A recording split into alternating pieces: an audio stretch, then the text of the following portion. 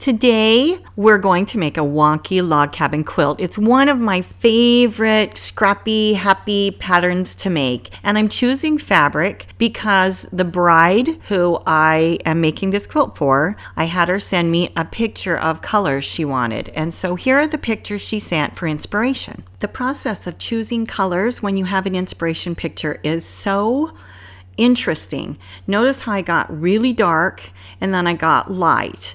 And as I go through it, some of the colors really aren't the same color as the inspiration picture, but you want to kind of do colors around and you want to have a few odd ducks in there, because when fabrics have a little bit of oddity and yet it's still blue, like these I'm adding right now, that really isn't the color, but it kind of is. And what it does is it makes the actual color stand out even more. So as long as I don't put too many in, then what it does is it frames and helps and pushes forth the colors that I actually want. I'm having you watch this process because I'm going to be pulling out a whole bunch of these colors. So I get them, I think, I add things that may or may not work, because the more I put in, then the more I can take out when I'm not happy. And I line them up light to dark. I decided, nope, those darks are way too dark. And so for now, I'm going to go through my scrappy bins and add any scraps that can go into this scrappy quilt, because it is a scrappy quilt. And so I look and I go through and I pick, and then I decide what's medium, what's light, what's dark. And this one is going to be for the centers. And I barely had enough of it, but it's just the perfect one to pop.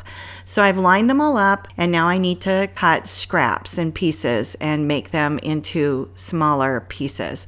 I really don't have enough in my scrap bins to make this quilt, so I'm using all the scraps I can that were already cut, and then I'm going to cut more fabric from my yardage. This quilt was so important to me, I even went shopping and bought just a few more little fabrics to go with it. Sometimes a girl needs a reason to go buy fabrics. So this is me cutting up the scraps and making them into strips, and that's what we want, is odd size strips, which happens a lot when we're doing this. There really isn't a rule for width of strips. It's whatever size you like, and they can be wonky. I really generally wonk them up as I go, but I like to go like 1.5 to 3.5 inches. And as I get to the darker outside, I'll sometimes cut them 3.5 or even 4. It just depends on how big you want your blocks. And our blocks are going to be 12.5 inches. And so in the center, they don't need to be that thick or that wide. So you're just watching me cut them randomly. And again, it just doesn't matter what size. That's why there's no measuring happening. I'm just chopping. So you're going to have to make a block or two to find out if you have a preference, but for me, my preference is 1.5 to 3.5 inches-ish. I cut 3 or 4 strips from each fabric, but I don't know how much I'll need, so I'm keeping my piles handy. Here's the centers, and I am counting. I need a total of, well, I thought I wanted 81, but I changed my mind because I decided to make this quilt 9 by 8. So I ended up with 72 blocks. So I count them and make sure, and as soon as I have the right amount, I put just that amount so that I don't have to count or care anymore. I just have the center and I make that many blocks, however many it is. I line up my light, medium, dark, and this is me teaching you how to make the first 2 blocks. After I make these first 2 blocks, I decide I don't like the light color, so I kick it out and I only use the mediums and darks. But for demo purposes, I'm going to show you with the light. So you start with cream white. I use cream and white, even though the picture we started with was white, and I'm doing 2 at once just so we can sew them and show you. So I sew them across any side. Now those centers are angled. They're crooked. I purposely cut them anywhere from 2.5 to 3 inches, and I have them all wonky and different. And so that's how we do it. And then every single time you sew a strip on, I always have my 2 strips that go with this pattern be the same fabric. They don't have to be the same width, but they have to be the same fabric for me. And I break that rule like once in a while when I run out of a fabric and I don't want to cut another one and there's one that's close. But generally, I really do like it to have the same fabric. We're sewing 2 strips to the center, and I'm auditioning and making sure I like it. And sometimes if it's skinnier than longer, I put a wider strip where it'll make it so that it'll come out fatter and more square. So that's the kind of stuff I'm thinking. I trim it, I sew it, and here it doesn't really matter if you do a 1/4 inch seam. What matters is that you are consistent so that it's straight, because we're sewing these wonkies. So if you have a preference of a size seam, go ahead and do whatever your preference is.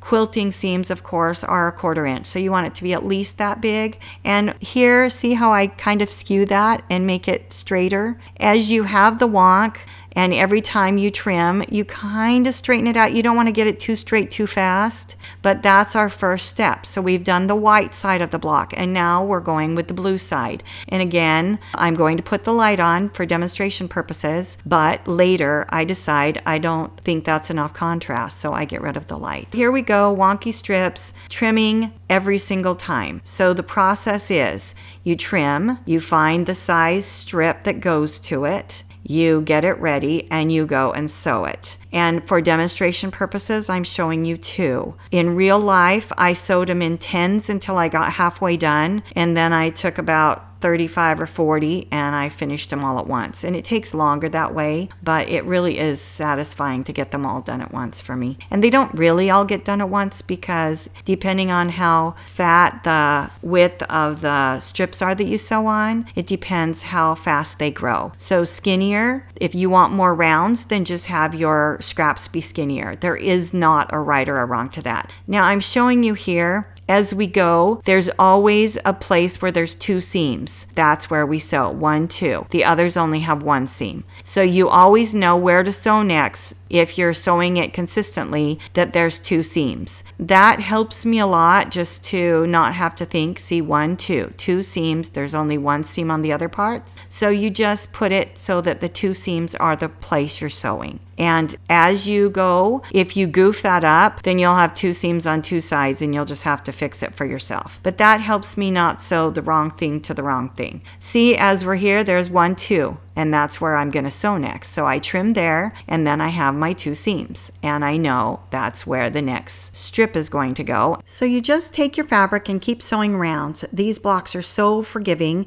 You trim if you think it's too wide and you want it to be skinnier, trim it off. Yes, it wastes a little fabric, but I never mind that. You just keep building it. So we're going to go really fast here and show it going quickly. I just add round after round after round. And then I get out my 12.5 inch ruler and I start measuring to see how many more rounds I can do and where I want to end, and if I want to trim it down to have it end in the right color or not. I actually like it to end in dark, so I prefer it to end in the dark blue. I'm going to make one where it ends in white and one where it ends in the dark blue so that you can see both styles. So we trim them off at 12.5 inches. This one, we're going to add this beautiful happy cream with color on it. I love using fabrics that from white to cream, it just gives it more dimension and it makes the block look really nice. In this next part, I show you an example of when you sew it so that now there's 3 seams. I sewed it on the wrong side. 1, 2, 3, see them? So you just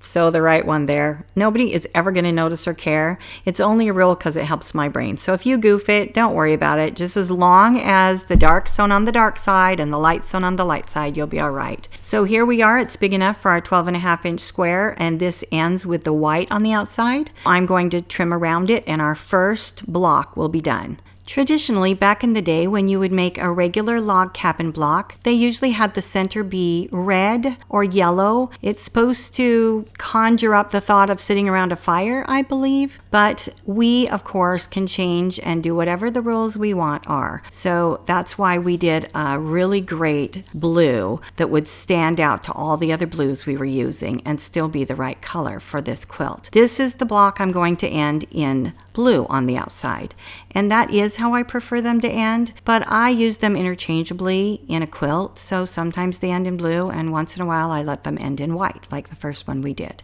So these are ready. I want to encourage you, as you see that light that I took out in most of the other blocks, feel free to adjust yourself as you go. If you do something in a block you don't like and you've made a couple first, then change it so that you can be happy with the quilt as a whole. I'm going to lay these blocks out in 3 different ways, and you can see see them. There are more than 3 ways to lay them out. This is called rows and furrows, and it's supposed to look like a row and a furrow apparently when you lay them out this way, but I love the different designs.